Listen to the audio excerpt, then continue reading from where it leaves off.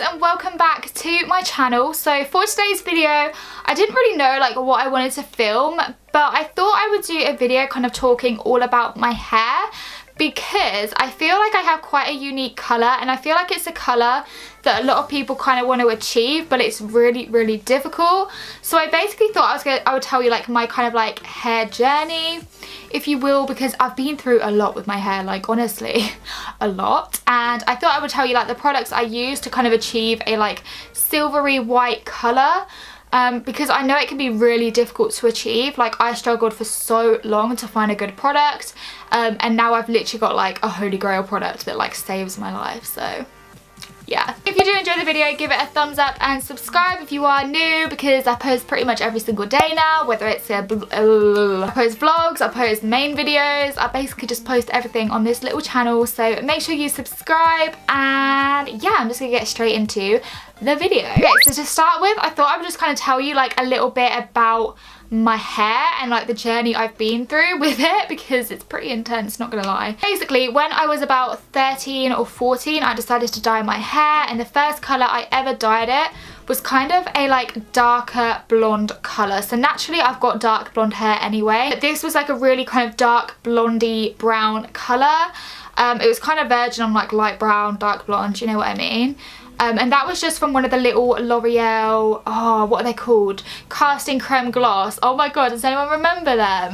They were like my childhood. I literally used them like all through my teenage years. So I used one of them, and it didn't really change my hair as much as I wanted it to. So then I went on to a darker brown, and this changed my hair dramatically. Like, considering it's only semi-permanent, I didn't think it would change it that much, but I literally went from like dark blonde to pretty much like black within the space of an hour. And those hair dyes don't really like damage your hair as much, because obviously it doesn't have bleach in, it doesn't have ammonia in, I don't think, and they are only semi-permanent. But when they say semi-permanent, they don't mean completely semi-permanent. Like, I must have had that in my hair for way longer than what it said I would, like way longer. It doesn't completely wash out, but that's probably my fault, because I went for a really dark colour. You're only kind of supposed to do 2 shades darker or 2 shades lighter than your hair. So yeah, that was a bit of a problem. Once I dyed my hair dark brown, I decided I wanted to go every single colour on the spectrum of colours.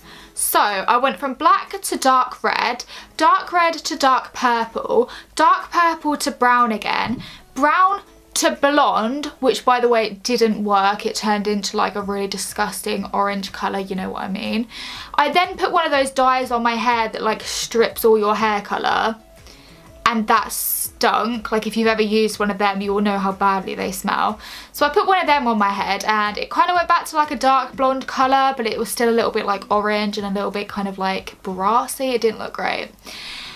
And then I decided I wanted to go brown again, so then I dyed it brown again, and then eventually I went to the hairdressers when I had kind of dark purple over dyed hair, and decided, okay, why the hairdressers let me do this, I don't know. This was a hairdressers that I don't go to anymore. I basically went to the hairdressers with like dark purple hair, and they put blonde highlights through my dark purple hair. Now, you can imagine how awful that looked. At the time, I thought it looked really cool. I was like, oh my god, my hair looks amazing, like I love it.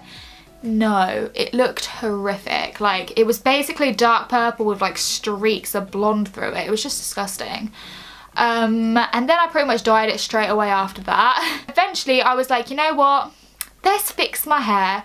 So what I did is, because I knew it was just so damaged, like I think I was like 16 or 15 by this point, I was like, it's so damaged, the only thing that will save it now is if I completely grow it out. And that's what I did. I cried over my hair so many times, by the way, because I wanted it back to my natural colour so badly. My mum was like, the only way you're going to do this is by growing your hair out completely. But to start with, it looked awful, because I had like my dark blonde roots coming down to here, and then the rest was like this like damaged, gross mess basically. Eventually all of it grew out to my natural colour, so I was really happy.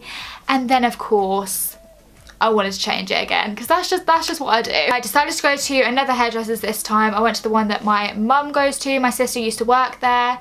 and I still go there now. I love it. And I basically had the whole thing bleached because I wanted to go like white blonde.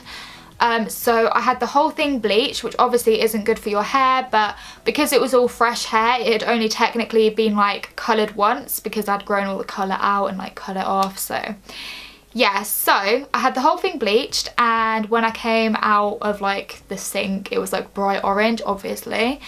And then they put a toner on it, and I absolutely loved it. It turned into like this very white blonde. It's probably the same colour I have now, to be honest, but like when I first got it done, it seemed like pure white because obviously I wasn't used to it. And since then, that is what I've been doing. I've been going back, getting my roots bleached and getting the toner put on. And that's all I've been doing. I haven't put any dyes on myself. I refuse to go near a box dye ever again because I'm so horrified by my last experience. So yeah, I go to the hairdressers about every 3 months, and I get my roots bleached and I get a toner put all over just to like make it less brassy and things like that. But during that time, toners wash out so easily, like it probably like 2 weeks and it's washed out. So I struggled for ages to find a purple shampoo which would actually like last in my hair and actually dramatically change the colour. But I am going to share with you my holy grail. Literally, this is like the tip I give to anyone with blonde hair because it saves me. Like, oh, I love it a lot. So the products that I am talking about is the Fudge Clean Blonde Shampoo Violet Toning Shampoo, and obviously I've got like the massive bottle. This is 1 litre.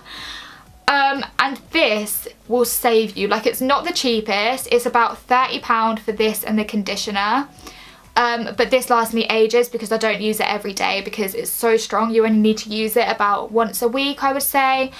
I tend to use it kind of once every other wash just because I just like my hair being quite grey, quite like blondie grey.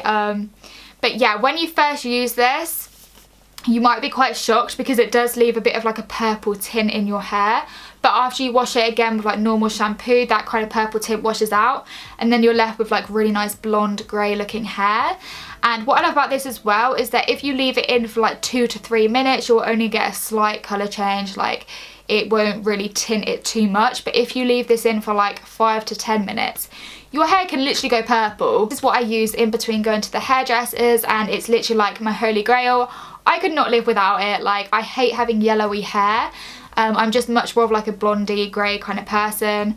So I use this, and this saves me. I would really recommend it. I'll link it in the description down below.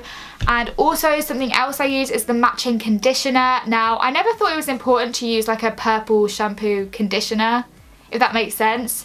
But apparently it's really important to set the purple shampoo in place, because if you just use a normal conditioner, then it's not really made to kind of work with the purple shampoo and lock that colour in. So I just get the matching one, and this makes my hair so soft. Like, I can't even explain. It feels like I've just come out the hairdressers when I use this. It feels so nice, and it actually smells lovely as well. And I couldn't live without this now either. Like, I have to get the set. I couldn't just have the shampoo. If you want to save money, then you could just get the shampoo. But honestly, if your hair's damaged or you bleach it, then putting this in your hair, like, even if you just put it in the ends, it makes such a big difference compared to any conditioner I've ever tried. So yeah, love it. Like, literally, oh, holy grail. But as for like how I like curl my hair and stuff, and like the products that I use on it, I don't really use a lot of products. So when I get out the shower, I don't blow dry it. I just sleep with it wet because I'm a nighttime showerer. Okay, it's not a word, but you know what I mean. So I just sleep with it wet just because I would rather not like blow dry it, just because my hair goes quite like frizzy when I blow dry it. So I sleep with it wet, and normally when I wake up, I will either straighten it if I'm doing anything. If I'm not doing anything, I'll just leave it. And I use that conditioner because it leaves it so soft. It tends to like straighten my hair for me anyway.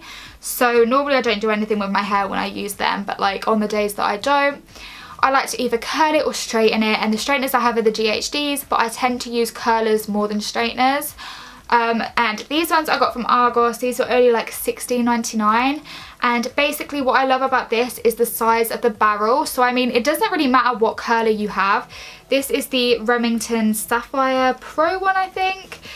but it doesn't really matter. What really matters is the size of the barrel. So this is a 32mm barrel, which is really different to the old colours I used to have. The old ones were so much thinner.